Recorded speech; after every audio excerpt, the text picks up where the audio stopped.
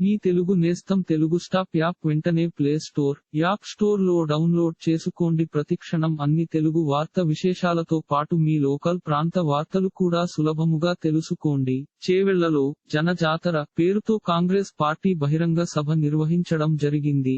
ఈ సభలో సీఎం రేవంత్ రెడ్డి, ప్రతిపక్ష నేత బీఆర్ఎస్ పై సీరియస్ వ్యాఖ్యలు చేశారు. ప్రజలకు మంచి చేస్తున్న తమ ప్రభుత్వానికి బీఆర్ఎస్ అడ్డంకులు సృష్టిస్తుందని ఆరోపించారు. మా ప్రభుత్వాన్ని కూల్చే కుట్ర చేస్తున్నారని రేవంత్ రెడ్డి సంచలన వ్యాఖ్యలు చేశారు. ప్రజలకు మంచి చేస్తున్న ప్రభుత్వాన్ని మెచ్చుకోవాలని కనీస సంస్కారం బీఆర్ఎస్ నేతలకు లేదని విమర్శించారు. మా ప్రభుత్వం దిగితే కుర్చీ ఎక్కాలని చూస్తున్నారు. రాష్ట్రంలో నిరుద్యోగులు గురించి కేసీఆర్ ఎప్పుడూ ఆలోచించలేదు. కుమార్తె, కొడుకు, అల్లుడు పదవులు గురించే ఆలోచించారు. ఈ పార్లమెంట్ ఎన్నికలలో దమ్ముంటే ఒక సీట్ అయినా గెలిచి చూపించండి అని రేవంత్ రెడ్డి సవాల్ చేశారు. ఎన్నికల ముందు రేవంత్ రెడ్డి పేరు చెబితే కనీసం 3 సీట్లు రావని కేటీఆర్ అన్నారు. నీకు చేతనైతే దమ్ముంటే పార్లమెంట్ ఎన్నికల్లో ఒక సీట్ అయినా గెలిచి చూపించు. మేము అయ్య పేరు చెప్పుకొని కుర్చీలో కూర్చోలేదు. కార్యకర్త స్థాయి నుండి ఎవరికి భయపడకుండా కష్టపడి ఈ స్థానానికి చేరుకున్నామని అన్నారు. ఇదే సమయంలో 500 రూపాయలకు గ్యాస్ సిలిండర్,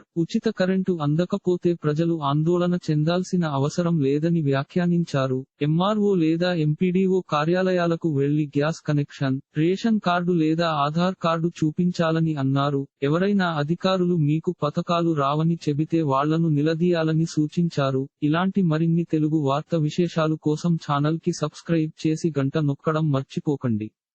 ఈ వీడియోని తోటి మిత్రులకి షేర్ చేయండి. మీ అభిప్రాయాన్ని కామెంట్ లో తెలపండి.